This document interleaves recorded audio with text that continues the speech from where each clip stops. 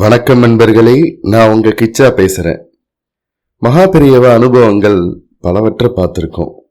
இது ஒரு சுவாரஸ்யமான சம்பவம். ஒரு வீடு பூட்டி இருக்கு. அந்த வீட்டுக்கு சொந்தக்காரா மகாபெரியவாளுடைய பக்தர். அந்த வீட்டில் திருடங்க திருடிட்டு போலீஸ்ட மாட்டின்றா.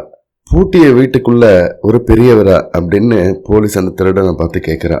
நான் பொய் சொல்லல அப்படின்னு கதறிண்டே தற்செயல அங்க மாட்டியிருந்த ஒரு புகைப்படத்தை பார்த்து, இதோ இந்த பெரியவர் தான், இவரே தான், அதோ அந்த சேர்ல தான் உட்கார்ந்து இருந்தாங்க அப்படின்னு திருடன் சொல்றான்.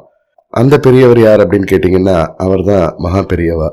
அந்த பூட்டின வீட்டுக்குள்ள அந்த பக்தருடைய செல்வத்தெல்லாம் திருடன்டேந்து காப்பாத்துறதுக்காக மகா பெரியவா அங்க வந்து அந்த திருடன்களை விரட்டியிருக்கா. அந்த சம்பவம் பத்தினதுதான் இந்த பதிவு. இந்த சம்பவத்தை பத்தி மேலும் தெரிஞ்சுக்கிறதுக்கு முன்னாடி நம்ம சேனலை சப்ஸ்கிரைப் பண்ணாதவங்க கண்டிப்பா பெல் ஐகான் கிளிக் பண்ணுங்க, சப்ஸ்கிரைப் பண்ணுங்க. ஒரே காம்பவுண்டுக்குள் அடங்கிவிட்ட காலனி அது. 4-5 வீடுகள் தான் இருந்தன, ஒரு வாட்ச்மேன் காவலுக்காக. அந்த காலனியின் ஒரு வீட்டில் வசிப்பவர்கள் மட்டும் காஞ்சி மகாபெரியவாளின் மீது மிகுந்த பக்தி கொண்டவர்கள், அதையே சுவாசமாக நினைப்பவர்கள். தங்கள் பக்தியை கொஞ்சமும் வெளியே காட்டிக்கொள்ளாத ஒரு ஆன்மீக குடும்பம். ஒரு தடவை காலனியில் உள்ள அனைவரும் ஒரு விசேஷத்துக்காக வெளியூர் போக வேண்டியிருந்தது. இரவு நேரத்தில் வீட்டை பூட்டிவிட்டு காவலுக்கு வெளியே இருந்த வாட்ச்மேனிடம் சொல்லிவிட்டு கிளம்பினார்கள். பத்திரமான பகுதியில் அமைந்துள்ள அந்த காலனிக்குள் எந்த திருடன் வந்துவிடப் போகிறான்? மறுநாள் காலையில் தான் வந்துவிடப் போகிறோமே என்கிற தைரியம் வேறு. எந்த நேரத்தில் எந்த வீட்டில் யார் இருப்பார்கள், யார் இருக்க மாட்டார்கள் என்று வலை திருடர்களுக்கு தெரியாதா என்ன? காலனியே காலியாக இருப்பதை ஒரு திருட்டு கும்பல் மோப்பம் பிடித்து திருட திட்டமிட்டு நுழைந்து விட்டது. வாட்ச்மேனுக்கு மயக்கம் வரவழைத்து அவரை கட்டி போட்டு விட்டு வீட்டிற்குள் நுழைந்த கும்பல் பூட்டியிருந்த வீடுகளை மலமளவென திறந்து உள்ளே நுழைந்தனர். பணம், நகைகள் அனைத்தையும் சுருட்டிவிட்டனர். எல்லா வீடுகளையும் ஒரு மாதிரியாக சூறையாடிய பின் கடைசியாக ஒரு வீட்டுக்கு வந்து பூட்டை திறந்தது கும்பல். அந்த வீடுதான் மகாபெரியவாளின் மீது பக்தி கொண்ட குடும்பம் தங்கியிருந்த வீடு.